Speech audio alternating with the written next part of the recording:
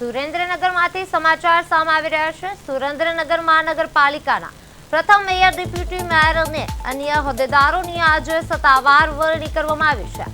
ઉલ્લેખનીય છે, મહાનગરપાલિકાની પ્રથમવાર યોજાયેલી આ ચૂંટણીમાં કુલ 52 બેઠકોમાંથી ભારતીય જનતા પાર્ટીએ 51 બેઠકો પર પ્રચંડ વિજય મેળવીને ઐતિહાસિક બહુમતી હાંસલ કરી હતી। આ જીત બાદ આજે જાહેર કરાયેલા નામો મુજબ સુરેન્દ્રનગરના પ્રથમ મેયર તરીકે રાકેશભાઈ રાઠોડ અને ડેપ્યુટી મેયર તરીકે સ્મિતાબેન રાવલના નામ ઉપર મહોર મારવામાં આવી છે। આ ઉપરાંત સ્ટેન્ડિંગ કમિટીના મેમ્બર તરીકે નિખિલ ચાપાનેરી અને શાસક પક્ષના નેતા તરીકે પિન્ટુબેન અસાણિયા અને દંડક તરીકે સ્વાતિબેન માંડણિયા વરણી કરવામાં આવી છે।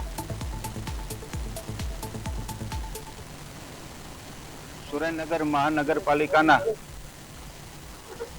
મેયર તરીકે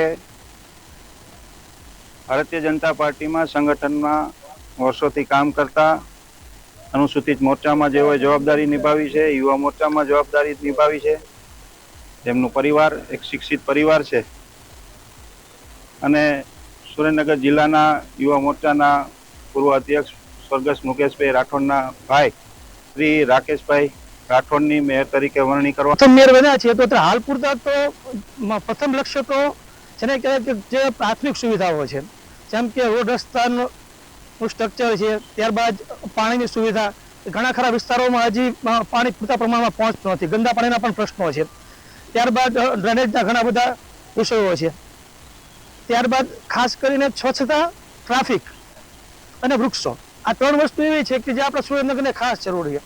પણ આમાં તંત્ર ગમે એટલું કામ કરે, 100% કામ પૂરું કરી ન શકે જો તેમાં પ્રજા જાગૃત ના હોય।